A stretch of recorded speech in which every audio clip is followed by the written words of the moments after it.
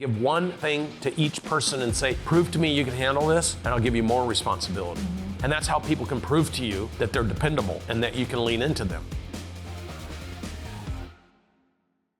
Who in this room has been told it's okay to expect to grow your business by 100% year over year? I think right now, and I think a lot of other couples might be in the situation too, we're growing. There's a lot on our plates. I did the whole draw out of the whole company, but all the things that don't have people attached to them, I divided this last week between Doug and myself. Yeah. So that's a lot. I think the problem that we have is that those marginal gray areas are difficult to navigate for us. But is there some logical way to do that? This is what we do. I recognize what Brandon's strengths are. And so I have taken the position that even if I don't want to do something and I don't want to learn something, I have to protect what his strengths are. He is a special individual. So in our relationship, if it's something that isn't creating and something that isn't the future of our organization and making him feel 1000% confident that we can sign on a new partner, take on new debt, hire new people, if it's anything that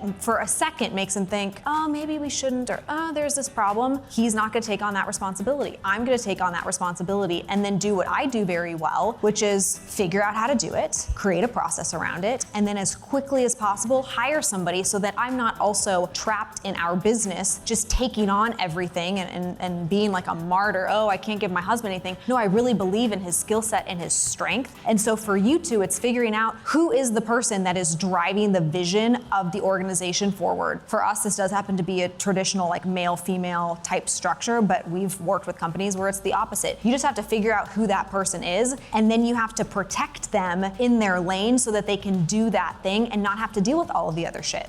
Including with your employees. Where there's those issues in business and somebody takes ownership of them and solves the problems and does a good job, it increases the confidence of everyone that somebody owns the responsibility of making something better and absorbing that. Natalie wasn't the president of the company, 2 years ago?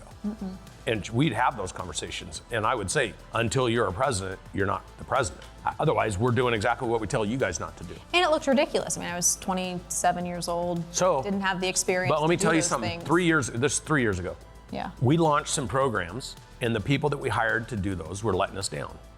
And I was so pissed off that she said, you're so angry that you're not gonna contribute to those areas. Let me go put my attention on it. Let me think about it. I'll come back to you with some choices. All of a sudden, those areas, we got rid of those people. She got rid of them. She took over those responsibilities. She solved those problems and turned it into a massive asset for the organization. So over time, she has absorbed the problem areas of the company and turned them into assets. And true to this statement, I said, you are our president material, but my partner has to agree to that too, like our partner, because he's also, and I went and sat down with Grant and I said, I want to promote Natalie to president. This is where, like normally, I'm the managing partner. I can do anything I want to do. I'm in charge of this company. I make the decisions for it. But Grant's my partner, and I respect him, and I wanted his perspective. And he goes, dude, that's gonna be such a great choice for the company. Because he had already gone over to, because I am a little bit like cement, and he is too. So the two of us together, trying to like agree on some things, our assets are our liabilities, right? And we're very alike in certain ways. Well, she is the problem solver between the two of us. So I would talk to her, she would go talk to him, he would talk to her, so they just cut the middleman out, like she and he talk now. Because he has so much confidence in her that she'll make good decisions, she'll execute well, so does Elena. Well, that makes my life really super easy. And so this is an opportunity, just like it is for your employees. When you have an employee that says, you know what, boss, let me take that over and go work on it, and they come back and it's better than it's ever been, you're like, oh my gosh. And that's how people can prove to you that they're dependable and that you can lean into them. And you should encourage people and use your stories like that, and you should find some of those things. Give one thing to each person and say, prove to me you can handle this, and I'll give you more responsibility.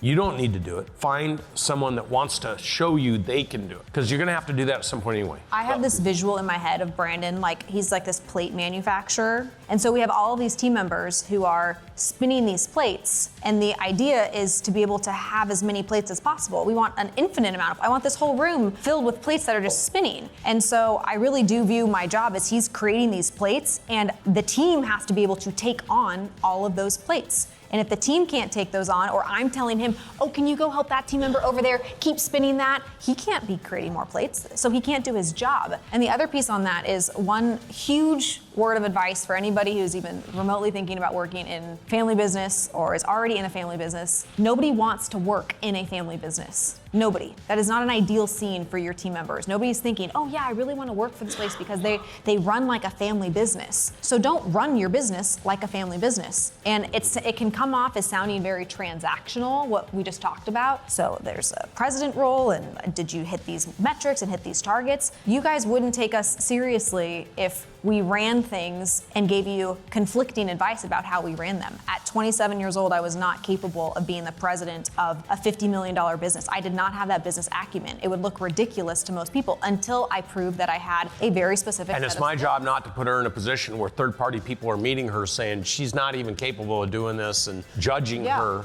because then I'm setting her up for failure. So as much as I'd love to give her the title and say, oh, it's great, the fact is that it would have been undermining her to other people.